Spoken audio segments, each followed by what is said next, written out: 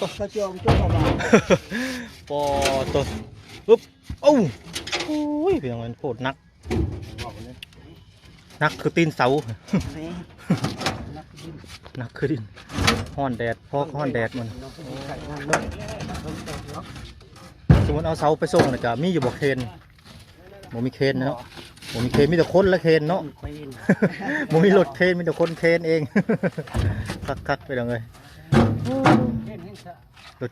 รถเคนมันช้าเนาะบ่ไวคือคน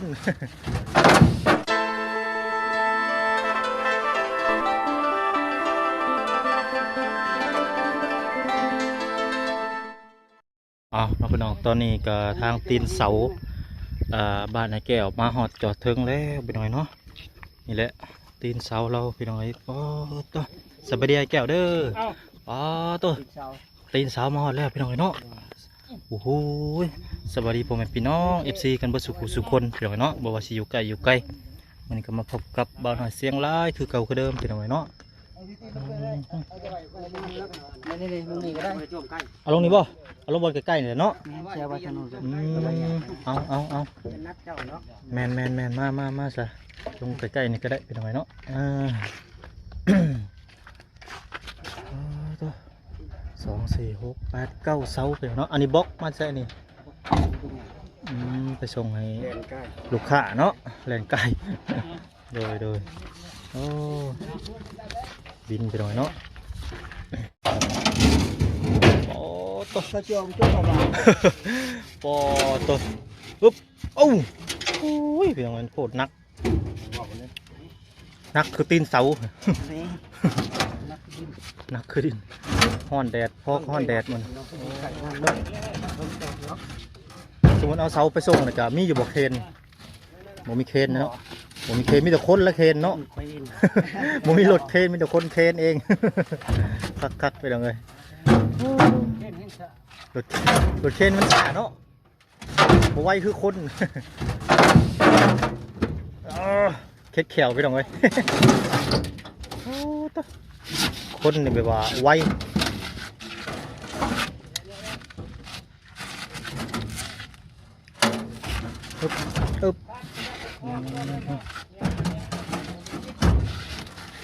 สีแดดมันแม่นพลาดโต๊ะถือตีนบักโก้บ่อยากพลาดบ่อยากว่าเก่าเสาเนาะ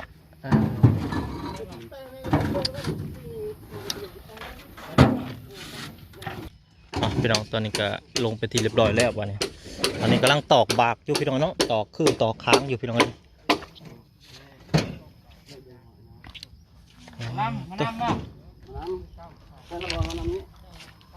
จะได้ทางนี้หอดใช้แหละโอ้หอดนี่แล้วตอกงั้นนี่ฮะจิกว่ายามันรุดนี่นะจิกว่ายามันรุดเนาะยามันเป็นนี่จิกได้เนาะได้อันนี้ว่ะ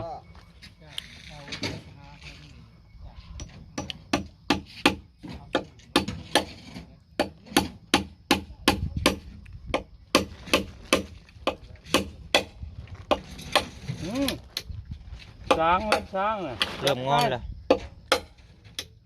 เราจะเห็นหมกถั่วงอกป่ะจักถั่วงอกตะปูอยากนอนแล้วพี่น้องเอ้ยตะปูอยากนอนตะปูอยากอ่อนเนาะไม่กระแข้งบ้านนี้ไม่แข็งยักษ์ไม่ยังว่าไม่แดงบ่โอ้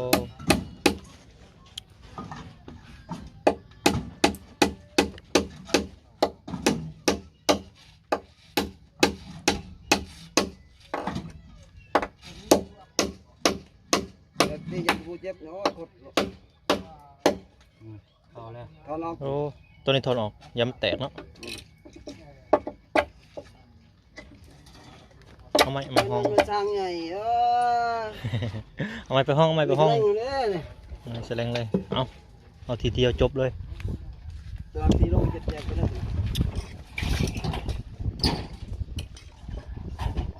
โอเคดีไหม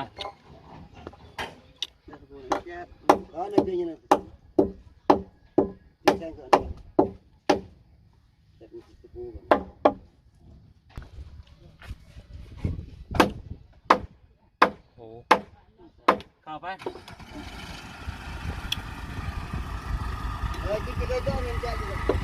ฮะอันนี้ป่ะโอ้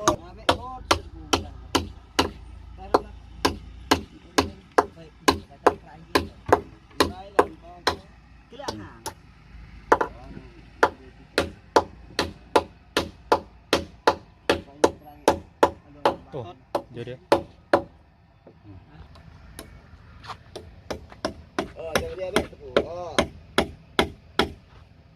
ตีกันตะกันจะนอนใช่ไหมมาตีกันก็ใช่ตีกัน เข้าไปเข้า อ่ะไปเลยเนาะก็ตอนนี้กำลังหาไม้มาไม้ข้อ2ข้อ3ไม้ข้อ4แล้วกัน เอาไปละ ตีทีเลย ห้ามอยู่ไม้เส้นตัวนี้เนาะ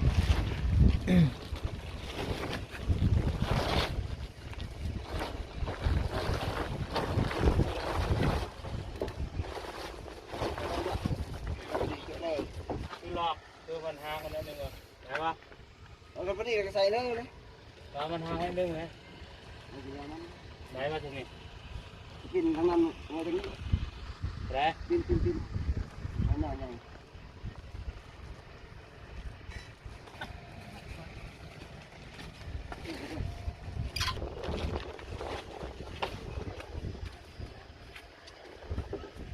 ตรงนี้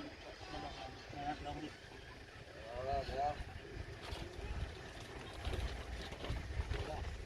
อันนี้ตามลงเดี๋ยวลงมาดิ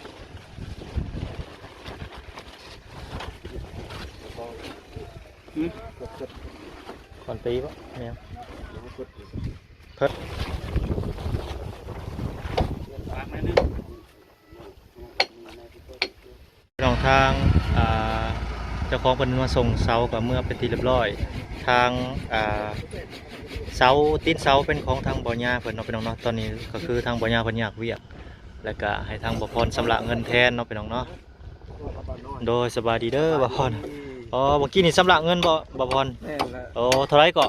630,000กี่ โอ้630,000กีบเนาะก็คือทาง บาทกับ1 บาท 1,000 บาท โดยก็คือทางบ่อญาเพิ่นอยากเวียกเนาะ วัดเกิดลูก มันเกิดลูกเพิ่นบ่โอ้ ก็ ก็ ได้เนื้อกัน แม่นก็สิได้เมื่อประมาณเที่ยงเนาะหรือว่าตอนแรงบ่ช่วงบ่ายๆเนาะ เนื้อหอดประมาณบ้านเพิ่นประมาณจัก5-6 โมง โดยแล้วก็จ่ายสำหรับเป็นที่เรียบร้อยแล้วพี่น้องเนาะจ่ายบ่ได้จ่ายเงินสดจ่ายเงินโอนพี่น้องทางบ่อญาเพิ่นโอนมาให้ทางบ่พรเพิ่นบ่พรก็โอนต่ออีกพี่น้องเนาะสำหรับเป็นที่เรียบร้อยขอขอบคุณทางผู้ใหญ่ใจดีทางบ่อญาเนาะสื่อตีนเสาให้ไอ้แก้วว่าซั่นซะพี่น้องเอ้ย ตอนนี้ทางสร้างเขากำลังดำเนินอยู่ว่าซั่นซะเนาะลงบ่โอเคมันมันแห้งอยู่เลยที่นั่นนะ บ่มันเห็นมันสีเหลืองรวม รวมแห้ง อืม พอแห้งเนาะปกติไม้มันจะตรงกันเป๊ะเองไม้ตรงนี้มันก็คือเล็กนี่เล็กอยู่ประมาณนี้มินิ1ตอนนี้ก็เป๊ะเด้อแม่แต่เนี่ยถ้าว่า4 บาทเนี่ยเริ่มไว้กับยันไม้ตัวที่มันจะเสียมันจะเป็นไม่โมเป็นไงมันเป็นไม้หุ้งเลยที่มันบ่ได้แบบงักมากเนาะแม่ล่ะกันว่าไม้หุ้งเลยเนี่ยนึง ไม่โมเมนต์ไม่ห้องเรือเดิ เป็นต้องตอกเอาแบบนี้แม่นใส่5 ดอกเลย ดูฝากกันในหนึ่งวันจันทร์ ลงเลยครับลงเลยเอาอีกมาอย่างนึง ตั้งสมมติว่าได้ไหมหรอ ถึง10เลยเดี๋ยวจะอันน้องนำจ้า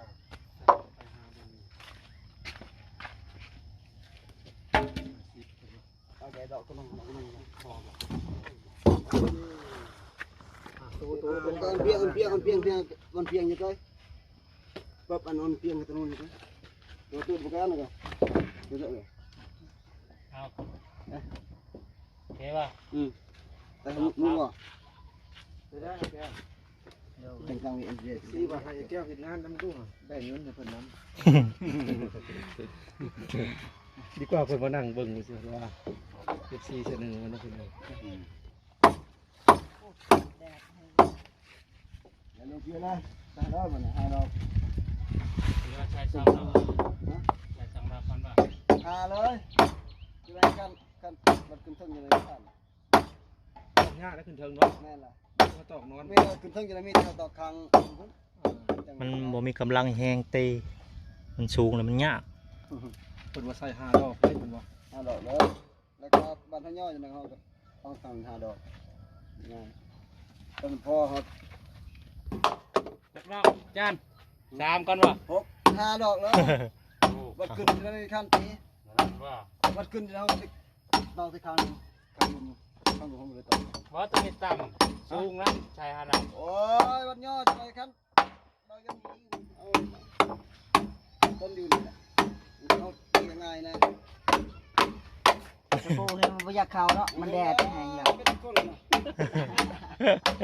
เอาอยู่ลุม งานมันฮ้อนนะ เอาอยู่ลุมตีไปถึง ตะปูบ่ดี โอ้ย โอ้มันเป็นไฟตัวอยู่ตรงนั้น งานเห็นบ่บ่เชื่อก็ไอ้ แต่หูเลย แม่มันตื่นแดดเด้อากาศมันฮ้อนเนาะมันก็บ่อยากได้แหละ ได้ซาเถอะกันได้แต่หูเลยขับเลยนะ อย่าดวงมันแอ้ไกล แต่แต่ขัน ต่อให้เอิญดีนะ ๆนั่นๆๆจะกดไปแล้วนั่น เจ็ดนาทีนะต่างๆก็ตะปูนี่ตะปูเนาะ มานะเราอยู่ชุงโพด เชื่อบ่ได้ สิไปรถ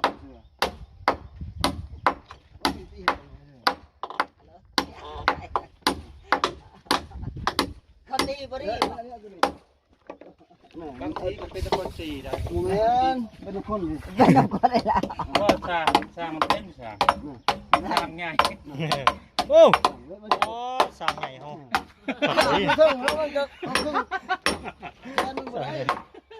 สร้างง่าย อ้าว ยังไง ทีมเลยเนาะแล้วเราเพิ่งเราคล้องมันบ่ได้อยู่เพิ่ง หลอกซ้ำนั่นให้ซ้ำมัน ร ได้ อบ3นะเข้ารอบ1แล้ว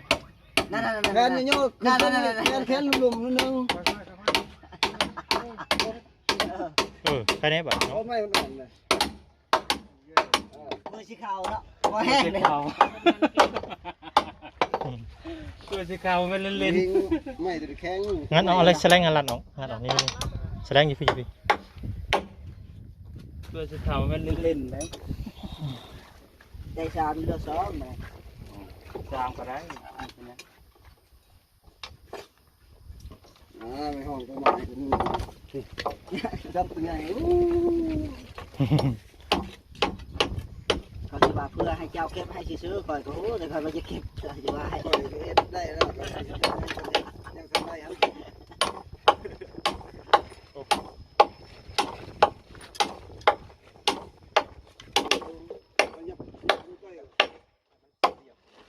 ยับยังเลย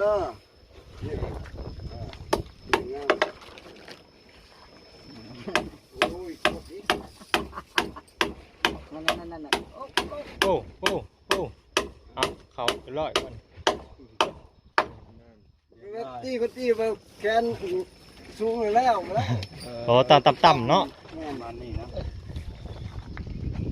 ประมาณนี้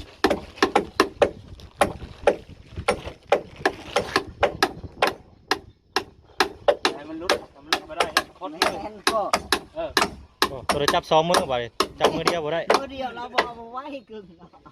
เอาไว้ขึ้นตัวจับ2 มือเอาได้บทเรียนแล้วบัดนี้ เอ็ดนั่นได้เอ็ดตัวบริษัทสมุทรสาครสลับมันออกเดินทะลุฮะสลับมันออกเดินทะลุเลย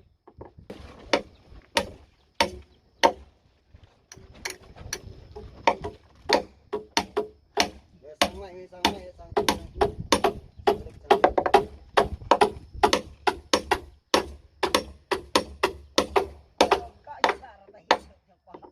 สบายจริงแปะ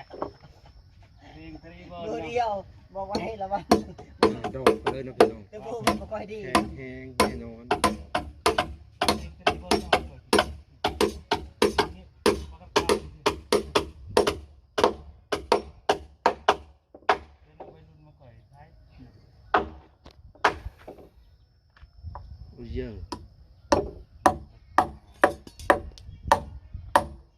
อกมีดแล้วก็อยากแตกเลยบ่พอเลยชนมันอยากแตก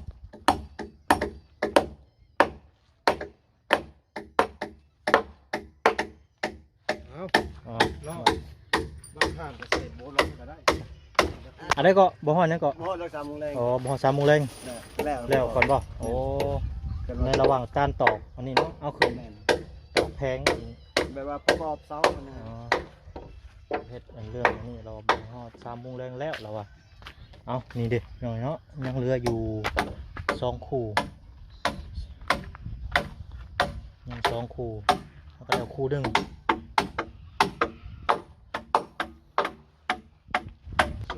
แล้วก็ได้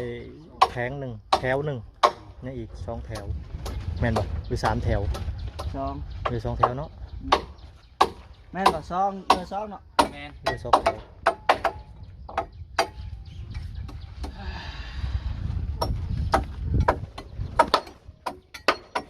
โอเคน้องไปน้องเนาะบัดนี้ก็ทางบ่าวน้อยกับบ่าวพรก็สิได้ไปกินข้าวกินน้ำก่อนเนาะไปน้องเนาะตอนนี้ก็เที่ยงแล้วไปน้องเนาะก็สิให้ทางสร้างเพิ่นเฮ็ดก่อนว่าซั่นๆเนาะเดี๋ยวบ่าวน้อยสิเข้าไปกินข้าวอยู่ในจุดชุมก่อนแล้วก็มาคอยอัปเดตไปอีกครั้งหนึงเนาะไปน้องเนาะก่อนกลับบ้านว่าซั่นๆสุดนี่ก็ได้ไปน้องเนาะกลับบ้านก็อีกประมาณ2 มื้อก็ขึ้นมาคือเก่าเนาะไปน้องเนาะตอนนี้ทางบ่าวยากับเบาหลากำลังเมื่อบ้านเนาะเมื่อแต่เมื่อวานนี่แหละพี่น้องเนาะเมื่อวานมื้อซื่นนี่เพิ่นก็กลับเมื่อแล้วบัดนี้ก็อาจสิกลับพร้อมกันบางทีก็เบาหลาก็มามื้ออื่นเนาะประมาณนี้แหละพี่น้องเนาะโดยป้าซับพี่น้องพบพ่อกัน EP หน้าสำหรับ EP นี้ขอกล่าวคำว่าสบายดีพี่น้องสบายดี